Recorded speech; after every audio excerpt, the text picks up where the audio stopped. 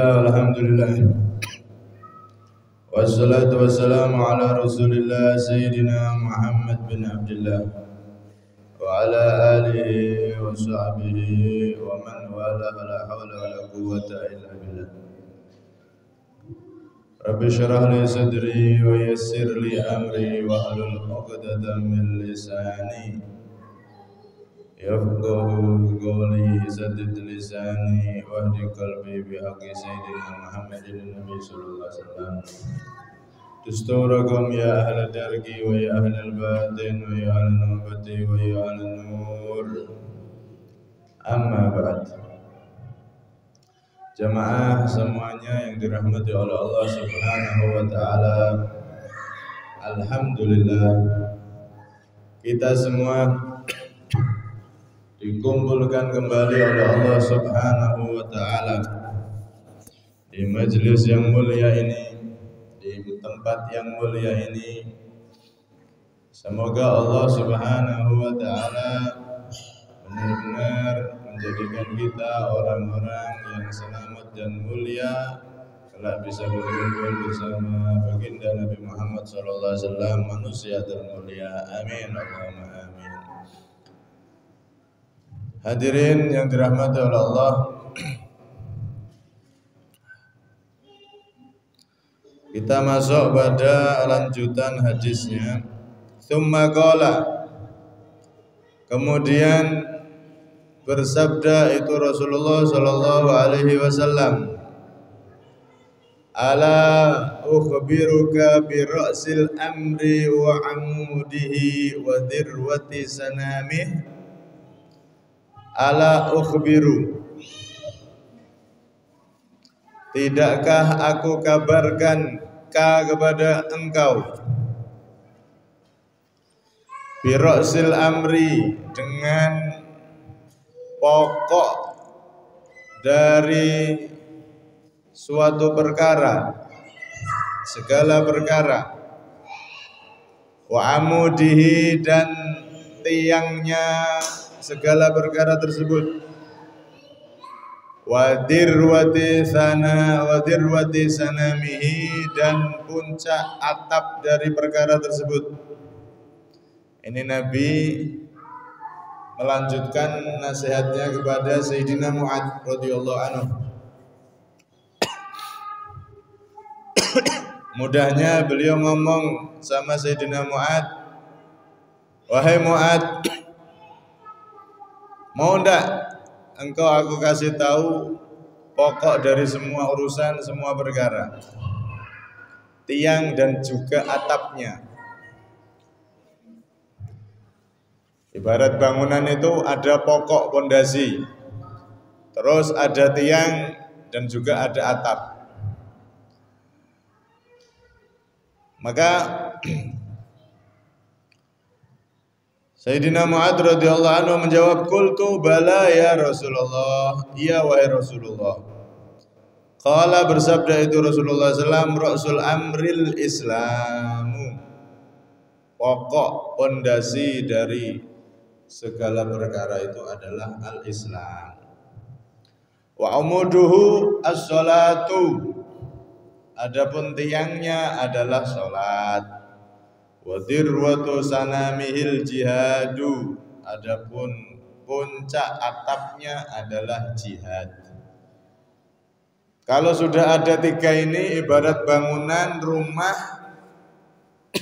ya bisa ditempati, bisa dipakai untuk berlindung dari panas, berlindung dari hujan. Begitu juga kita itu selain bangun bangunan dunia, juga harus bangun bangunan akhirat. Nah, bangunan akhirat itu apa? Pondasinya harus ada Islam. Pertama, kalau bangunan di dunia ya sudah kita lihat sendiri, rumah itu ya ada pondasi, ada tiang, ada atap. Akhirnya bisa ditempati sama keluarga, bisa melindungi dari panas, dari hujan dan seterusnya. Begitu juga bangunan akhirat, yang mana ini nanti juga melindungi kita dari panasnya neraka, alias kita selamat bisa masuk surga, ibarat berada di rumah yang terlindungi dari panas, dari hujan tadi itu. Maka bangunan akhirat ini harus ada pertama Ra'sul Amril Islam. Pertama adalah pondasinya, yaitu harus Islam. Kalau ada orang amalannya sehebat apapun, tapi kalau dia bukan orang Islam, tidak punya Islam, maka percuma. Ibarat bangunan nggak ada pondasinya, roboh itu nanti. Dia nggak akan bisa selamat dari neraka, tetap kena panas. Percuma, nggak akan bisa masuk ke dalam surga. Harus pertama ini Islam. Nah terus kalau ada orang non muslim, dia ini berbuat baik dari kecil, bahkan ahli berbuat baik, ahli sedekah, ahli bantuan, tidak pernah maksiat misalnya, tidak pernah mabuk, tidak pernah ini, tidak pernah itu, sampai tua, sampai meninggal, akhlaknya bagus. Maka bagaimana orang seperti ini? Amalan baiknya itu tetap tidak bisa memasukkan dia ke surga. Nggak ada yang masuk surga kecuali harus Islam, syahadat la ilaha illallah Muhammad Rasulullah. Dan terus amalannya itu bagaimana? Amalannya itu kelak di akhirat menurut Imam Ar-Romli bisa meringankan siksaan selain siksa kekufuran. Jadi orang kafir itu Pak, orang yang nggak beriman itu disiksa double. Satu, disiksa karena dia kafir, nggak beriman, nggak percaya sama Tuhan, nggak percaya sama Allah. Nomor dua, disiksa karena dia nggak melakukan kewajiban, sholat, zakat, puasa. Itu kan dia nggak ngelakoni seumur hidup. Memang nggak Islam. Nah itu nanti kena siksaan juga. Jadi siksaannya double, siksa kekafiran karena nggak beriman, siksa karena dia tidak melakukan kewajiban yang semestinya dia lakukan kalau dia itu Islam. Nah, siksaan yang kedua ini bisa diringankan oleh amal baiknya ketika di dunia. Tapi kalau siksaan kekafiran tidak bisa. Siksaan yang double yang kedua ini baru bisa diringankan. Itu disebutkan di kitab Baijuromi. Apa itu? Imam Romli yang berpendapat seperti itu. Karena itu Al-Imam Al-Haddad di dalam salah satu kitabnya beliau menerangkan intinya kalau kita itu diberi Islam oleh Allah, walaupun andekan tidak diberi apa-apa di dunia ini, tapi dikasih Islam, maka itu sudah pemberian yang paling besar. Sebaliknya, kalau ada orang dikasih semuanya oleh Allah, jabatan ya, harta iya, kekayaan iya, rumah mewah iya, mobil mewah iya, semuanya iya, semua udah dikasih semua. Tapi nggak dikasih Islam, maka itu pemberian tidak ada artinya. Kenapa? Karena kalau sudah meninggal, dia masih dalam keadaan tidak membawa Islam, tidak baca syahadat, maka percuma apa yang ia miliki, jabatannya kah, hartanya kah, apapun yang dia miliki tidak laku nanti di akhirat. Tidak laku. Karena itu nikmat Islam ini nikmat yang paling besar. Nikmat Islam ini nikmat yang paling besar. Perlu kita syukuri, benar-benar kita rawat Islam ini dengan taat kepada Allah Subhanahu wa taala. Apalagi kalau kita dikasih Islam terus diberi kecukupan, apalagi sampai berlebihan, hartanya sampai lebih-lebih maksudnya. Wah, itu nikmat besar lagi. Karena itu Islam ini adalah seperti pondasi. Kita membangun bangunan akhirat, pondasi pertama adalah Islam. Enggak ada Islam, maka enggak ada bangunan di akhirat. Adanya siksaan di neraka, alias tidak bisa masuk surga. Ini yang pertama. Wa umuduhus salat.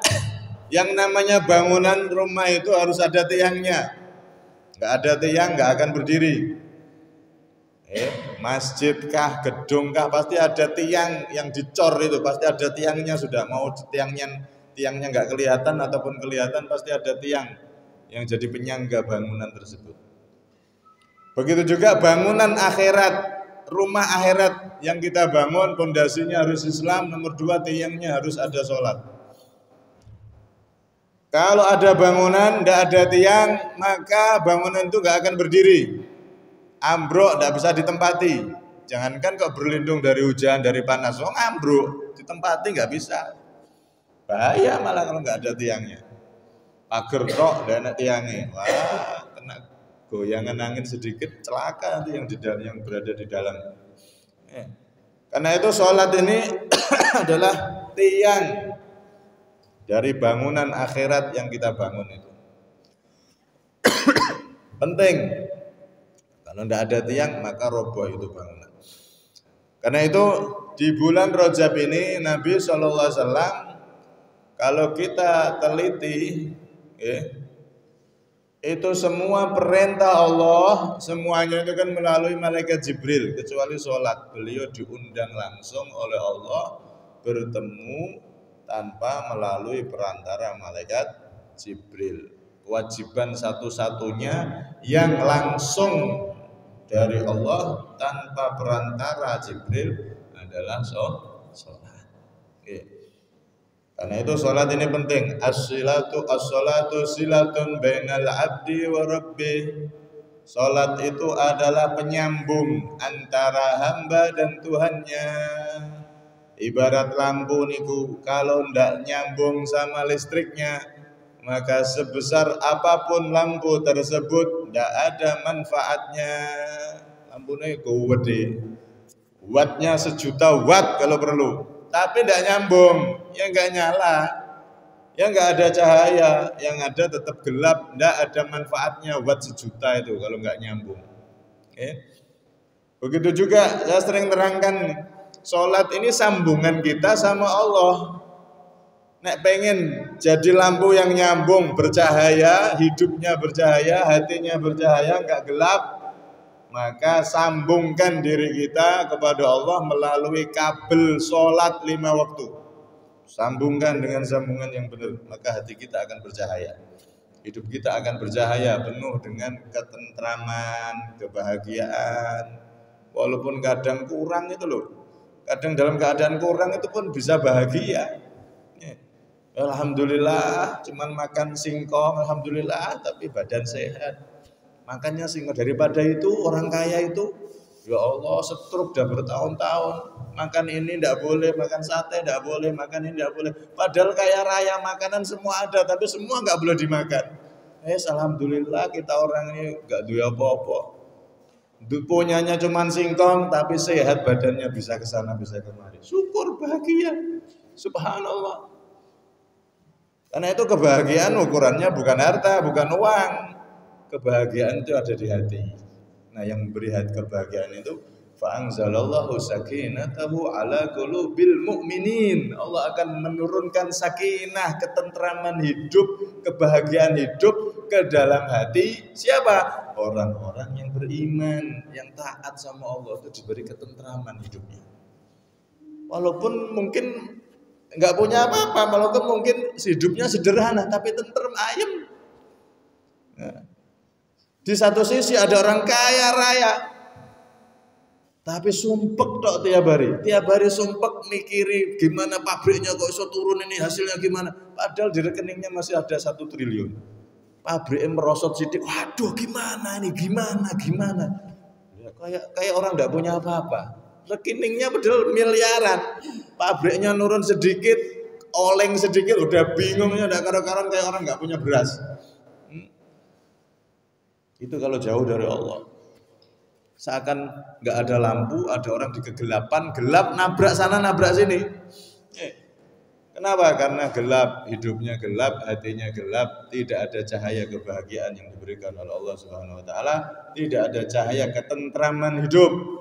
Kenapa? Karena dia enggak menyambungkan dirinya kepada Allah dengan sholat 5 waktu. Sholat 5 waktu ini sambungan kabel kita kepada Allah. Kalau kita sholat nyambung, lampu nyambung, bercahaya. Tapi kalau tidak sholat gelap, hatinya gelap, kehidupannya gelap, sumpek tok di sini. Walaupun kaya raya, sumpek terus. Karena nggak nyambung sama Allah Subhanahu wa Ta'ala yang memiliki kebahagiaan, yang memberikan kebahagiaan. Saya sering terangkan juga, orang itu kalau gelap hatinya, gelap kehidupannya, sumpek tok, payah, bahaya. Maka kita jumpai ada kakek, ya Allah, kok bisa seneng sama cucunya. Ada anak kok bisa seneng sama orang tuanya. Ada orang tua kok bisa punya syahwat ngumpuli anaknya sendiri, merkosa anaknya sendiri. Na'udzubillah min dzalik. Ini semua kenapa? Karena gelap hatinya. Sudah kalau sudah gelap hati, sudah nabrak sana nabrak sini. Ini sholat. Tiang daripada bangunan akhirat itu adalah sholat. Wadir watu sana mihil jihad. Atapnya adalah jihad. Puncak daripada atapnya adalah jihad. Di dalam agama kita diajarkan bab jihad, bab untuk membela diri di saat musuh datang.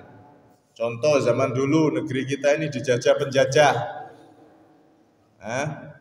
Maka kalau ada orang kafir datang menjajah, penjajah itu datang, kita semua wajib berjihad, mengangkat senjata, membela diri, membela harta, membela tanah air.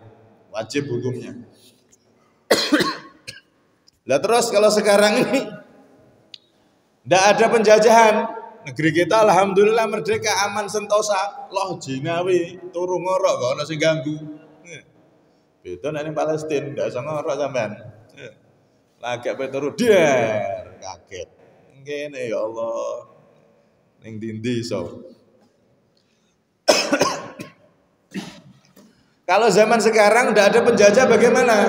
Tetap ajaran jihad dalam Islam ini tetap harus diterapkan. Alias apa maksudnya? Kita sebagai umat Islam ini harus mempersiapkan diri. Kalau ada penjajah masuk lagi. Kalau ada musuh nyerang kita, maka kita harus persiapkan diri. Persiapan jihad. Bukan untuk bom sana bom sini enggak. Kalau jihad itu di zona perang di Palestina sana. Kalau di Indonesia kok meledakno bom sana bom sini. Ini jihad, pelajaran dari siapa itu dia ngambil? Enggak ada Rasulullah ngajari ngebom orang-orang non muslim yang berdamai sama kita. Enggak ada. Bahkan menghormati mereka iya. Kalau di zona aman seperti sekarang, maka jihad ini adalah kita persiapkan diri kita. Kalau ada musuh datang, ada penjajah datang, ada orang kafir yang nyerang, persiapan aja. Bahkan inda ba'dihim, menurut sebagian ulama itu Pak, kita itu dianjurkan punya koleksi pedang. Punya koleksi pedang kita taruh di rumah, kita niatkan, saya niat untuk ikut berjihad tatkala Imam Mahdi muncul. Karena Imam Mahdi kan sudah dikabarkan sama Nabi Muhammad SAW. Siapa orang yang nggak percaya nanti ada Imam Mahdi, maka dia murtad kufur, keluar dari agama. Karena Imam Mahdi ini hadisnya mutawatir, hadis yang diriwayatkan banyak riwayat, banyak imam sehingga nggak mungkin bohongnya. Nanti kata Rasulullah di zaman akhir sebelum datang hari kiamat akan datang keturunanku namanya Muhammad, ayahnya Abdullah seperti nama ayahku, yaitu Al-Imam Al-Mahdi. Nanti akan datang dan dia akan memenuhi keadilan. Nah, sebagian ulama mengatakan kalau kita itu punya uang, beli koleksi pedang terus kita niat kalau umpama Imam Mahdi datang saya pengen bantu beliau. Itu dapat pahala seperti orang yang berjuang nanti sama Imam Mahdi. Hebat ini. Dapat pahala tentaranya Imam Mahdi, luar biasa. Yang jadi tentaranya Imam Mahdi kan wis wong wali-wali, orang-orang pilihan itu mereka. Zaman itu zaman yang ngeri karena ada Dajjal, tempur sama Dajjal nanti, pasukannya Dajjal sama pasukan Imam Mahdi. Kalau kita Beli pedang niatnya untuk membela Imam Mahdi kalau datang, kalau muncul. Kan nggak tahu kapan datang Imam Mahdi, nggak ada yang tahu. Yang jelas beliau pasti datang, di depan ini pasti ada datang. Apakah setahun lagi, apakah 10 tahun lagi, apakah 100 tahun lagi, apa 1000 tahun lagi, nggak ada yang tahu. Tapi yang jelas Imam Mahdi akan datang. Kata ulama, kalau kita punya senjata untuk bela diri, pedang atau apa, kita simpen, kita niat, ya Allah, kalau Imam Mahdi datang, saya ingin bantu beliau membela agama ini. Itu dapat pahala seperti tentaranya Imam Mahdi. Ini jihad, harus ada persiapan itu. Bahkan sampai seperti itu, nek diniati. Tapi bukan untuk anarkis, bukan. Ini niat. Senjata tadi disimpan, niat untuk Imam Mahdi. Masya Allah. Begitu juga kita ini persiapkan untuk jihad itu harus ada persiapan, Pak. Makanya dalam riwayat kan al-mu'minul qawi afdal minal mu'minid dhaif. Orang mukmin yang kuat itu lebih utama, lebih dicintai oleh Allah daripada orang mukmin yang lemah. Artinya apa? Kita itu juga bisa persiapkan fisik. Contoh seperti karate, bela diri. Itu kalau diniatkan untuk berjihad tatkala dibutuhkan. Misalnya karate niat seperti sunnahnya Rasulullah juga ahli bela diri. Saya niat karate ngikuti sunnahnya Nabi, persiapan. Siapa tahu kalau ada penjajah datang, siapa tahu kalau dibutuhkan untuk berjihad, saya sudah siap. Ini harus ada persiapan itu. Lah kalau tiba-tiba kalau Indonesia ini tidak ada yang bela diri, tidak ada yang bisa bela diri, tidak ada yang bisa nembak, lah musuh datang baru persiapan, ya hancur Pak kita.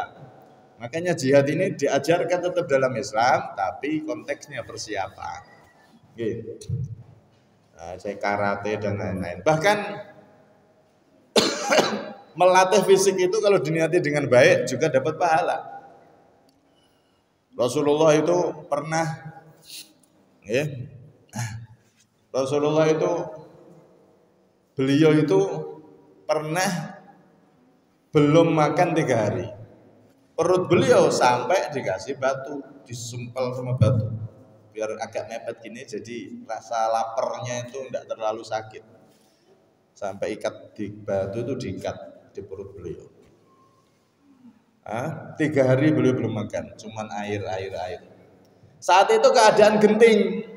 Di Madinah akan diserang oleh orang kafir Quraisy yang sedang menuju Madinah, ingin menyerang habis kota Madinah. Semua kaum muslimin, Nabi dan para sahabat ingin dihabisi total.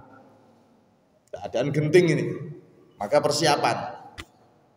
Akhirnya singkat cerita ada satu sahabat, Salman Al-Farisi kalau nggak salah, usul sama Nabi, "Wahai Rasulullah, ini kalau kita head to head, jumlah kita masih sedikit. Kalau kita perang cegat mereka langsung, perang lawan langsung, jumlah kita sedikit. Secara logika kita akan kalah karena mereka ribuan kali lipat dengan jumlah kita. Bagaimana kalau kita buat parit, wahai Nabi? Buat parit yang besar sehingga mereka nggak bisa masuk ke Madinah." Oh bagus, usul bagus itu.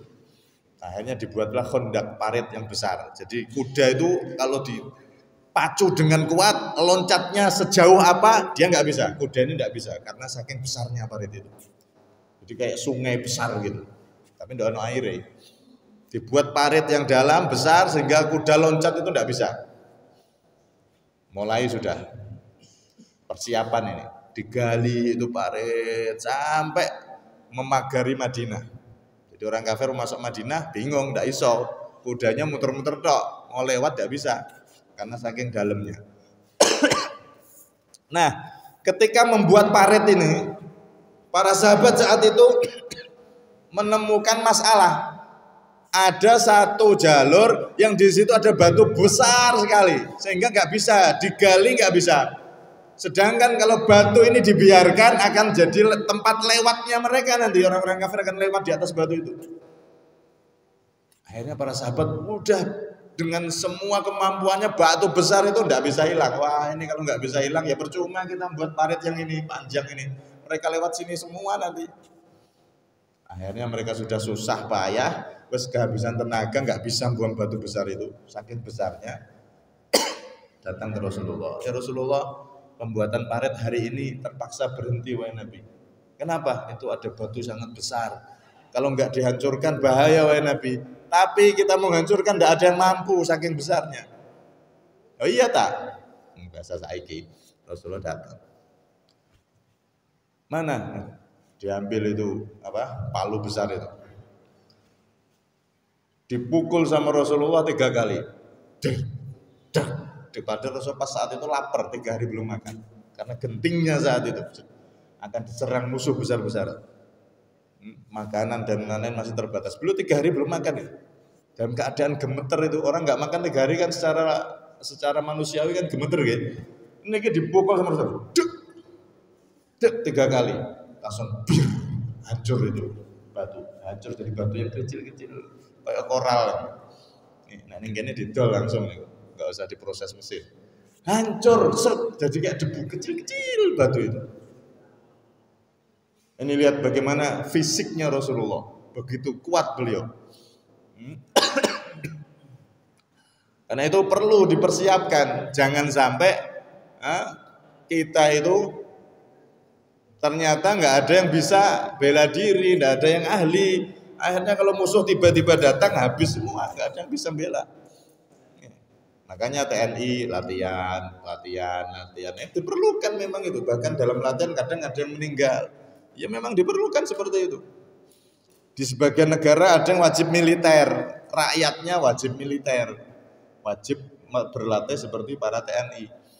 Itu semuanya adalah persiapan jihad, persiapan untuk kalau ada musuh datang.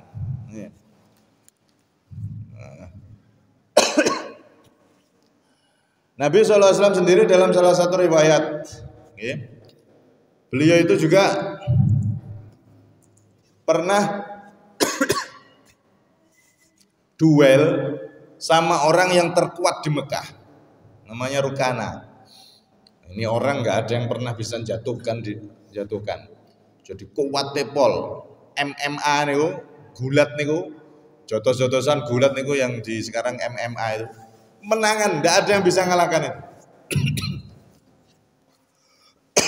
Subhanallah, fisik yang begitu kuat itu ketika tanding sama Nabi, kalau kamu bisa jatuhkan aku Muhammad, aku nanti masuk Islam.